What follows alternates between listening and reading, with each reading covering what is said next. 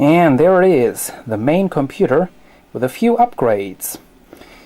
Now, a couple of months ago I made that video in which I showed you how I transferred the original system that I bought new late last year, I believe that was, how I transferred that all into this much nicer old white Fujitsu Siemens case.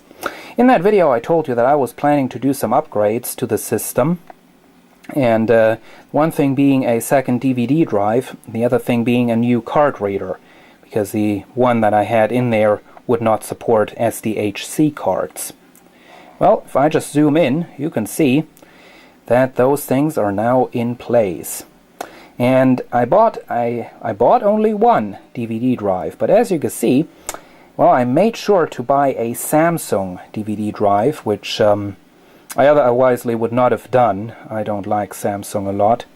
But there it is, and what I expected actually became, well, it turned out to be true.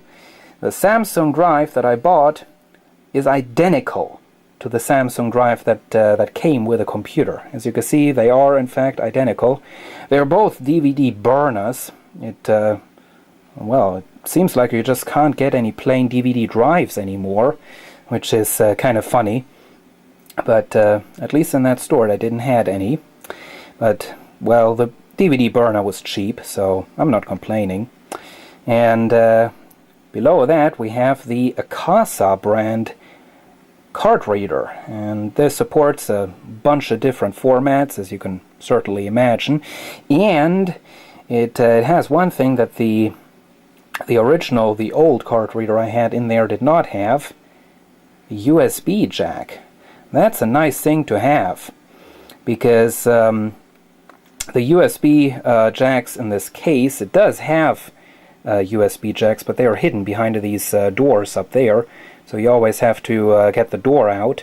And also, if you have very big USB thumb drives, they don't fit up into there. These are behind these doors are actually some little compartments, and all the way in the back of those are the actual USB jacks. So this down there is very nice to have. So well, that's it about the changes that I made to the hardware. Now, the one thing that I did just recently, a couple of days ago. Now, this computer, it came with a, well, I'd say it's a pretty good, pretty decent ATA, or ATI, that is, graphics card. The problem was, it has one DVI output, one HDMI output, and one mini display port, or something like that. It's a mini jack that I've never seen before. But the thing is, I wanted to have dual monitors. But, well, obviously, with one DVI output, you cannot have a dual monitor setup, can you? Well, look at that, a dual monitor setup. So how did I do that? Well, I knew that DVI was somewhat compatible with HDMI. So I had a look at eBay, and I found out that they actually do have HDMI to DVI adapters. So I ordered one of those and plugged it into the DVI input of that Samsung monitor right there. Once again, another Samsung product. That's no good. Anyway, plugged it into there, and it worked. And I was not really expecting it to work, at least not in this way, because well, that really brings up the question: why didn't they just put in a DVI jack in place of the HDMI? Because, you know, then they would have had another feature that they could have advertised, you know, multi-screen.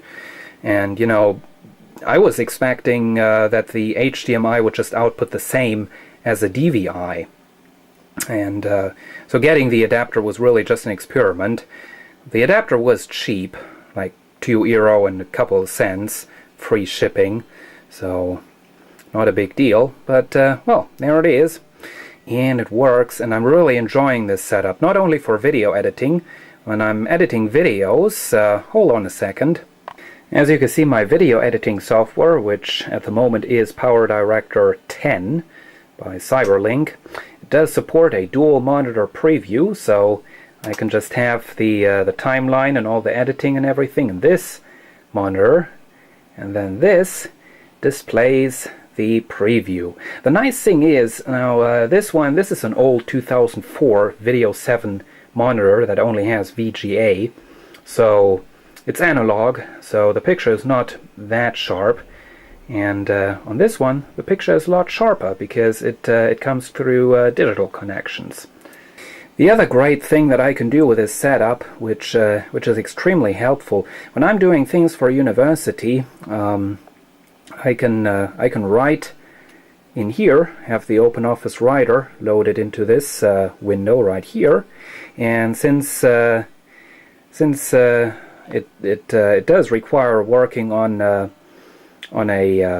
Excel, or in this case it's actually OpenOffice Calc, on this kind of setup, I can have that on the other monitor at the same time, so I can just go ahead and switch from that monitor to that monitor, and it's a lot easier than searching around on just one single monitor.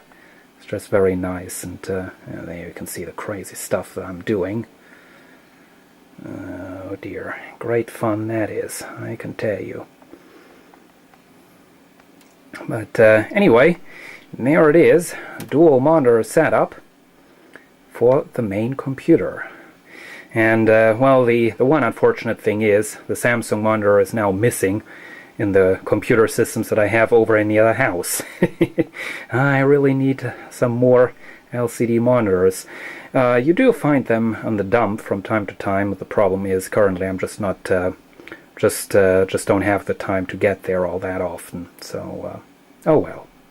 So there you have it, a bit of an update about what's happening with the main computer. Thanks for watching.